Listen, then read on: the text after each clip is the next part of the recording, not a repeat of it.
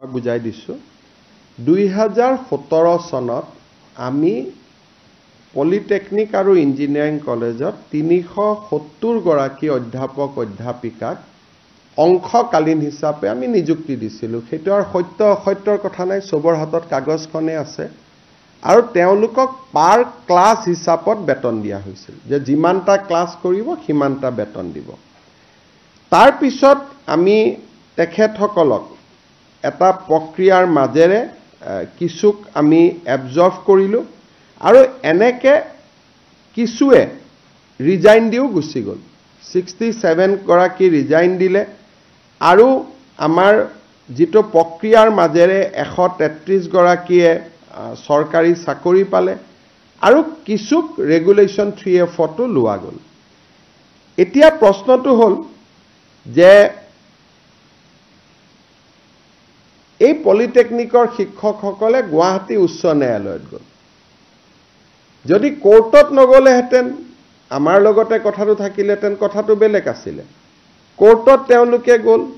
আৰু কোৰ্টত তেওঁলোকে এটা আদেশ ললে গৱৰ্ণমেণ্টৰ বিপৰীতে যে তেওঁলোকক চাকৰিৰ পৰা গুছাব নোৱাৰিব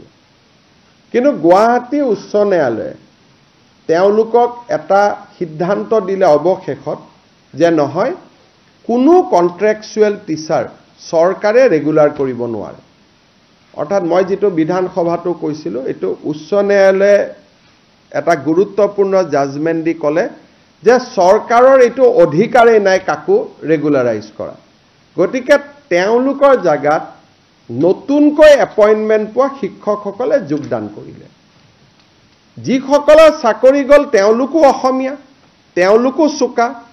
আৰু যিসকলে তাৰ জাগাত চাকৰি থুমালে তেওঁলোকো অসমীয়া তেওঁলোকো সুকা এতিয়া যদি এখেতসকলক মই চাকৰি দিব লাগে যোগদান কৰাখিনিকো আকৌ উলিয়াব লাগিব তেতিয়া তেওঁলোকে আন্দোলন কৰিব এতিয়া মই এই গোটেই ঘটনাটো চাই পেলাই তিনিটা ব্যৱস্থা দেখিছো যে আমাৰ হাজু টিংখং আৰু মাজুলী তিনিখন পলিটেকনিক হ'ব গৈ আছে ইয়াৰ ভিতৰত যিসকলে উপযুক্ত আছে যিমান পোষ্ট আছে কিছুক আমি আকৌ অংশকালীন ভিত্তিত আমি ল'ব পাৰিম কিন্তু তেওঁলোকে ফাইনালি পৰীক্ষাত আকৌ এপিয়াৰ হ'ব লাগিব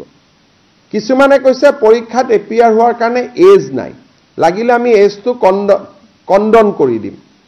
কিন্তু 3F ত চাকৰি কৰিলে APSC এ নিয়মীয়া নকৰিলে চাকৰিটো যায় সেইটো কথা সকলোৱে জানা কথা সকলোৱে মোক কৈছে ঠিক আছে মানৱীয়তাৰ খাতিৰত তিনিখন নতুন পলিটেকনিক আহিছে যাক যত জেনেকে পাৰে আমি একমোডেট কৰি দিম এজটো ৰিলেক্স কৰি দিম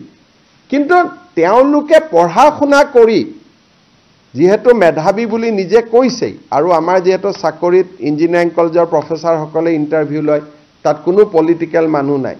গতিকে মই আশা কৰিম অন্তত মেধাৰ ভিত্তিত পিছৰবাৰ তেওঁলোকে চাকৰি ল'ব কিন্তু গভৰ্ণমেণ্টত আজিকালি ডাঙৰ কথাটো হ'ল যে মেধাক বাদ দি মৰম কৰাৰ ইয়াত কোনো স্কোপ নাই কাৰণ যদি মৰম কৰিব যাও যোগদান কৰাখিনিক আকৌ উলিয়াই দিব লাগিব তেতিয়া তেওঁলোকো আপোনালোকৰ ওচৰত আহিব সেইকাৰণে মোৰ এইটোৱে কথা যে মই এজ ৰিলেক্স কৰি দিম নতুন তিলিখন পলিটেকনিকক এওঁলোকক যাতে অন্তত লগে লগে চাকৰিটো নাযায় কাম কৰি থকাৰ সুবিধাও কৰি দিম কিন্তু সকলোকে পাৰুনে নোৱাৰো মই নাজানো মই চেক কৰি লওঁ কিন্তু ফাইনালি তেওঁলোকে পৰীক্ষা দিবই লাগিব পৰীক্ষা নিদিয়াকৈ চাকৰি নহব এই কথাখিনি মই ভাবো যে চাকৰি এটা গলে মনটো বেয়া লাগে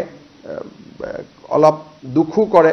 কিন্তু পুৱা কেজনো জেনুইনে জুনে চাকৰি পাইছে তেওঁলোকৰ জাগাত কোনো ৰাজস্থান মহাৰাষ্ট্ৰৰ পৰা কোনো আহা নাই অসমৰ ডেকা ল'ৰা ছোৱালীয়ে চাকৰি পাইছে ইমানটোৱে কথা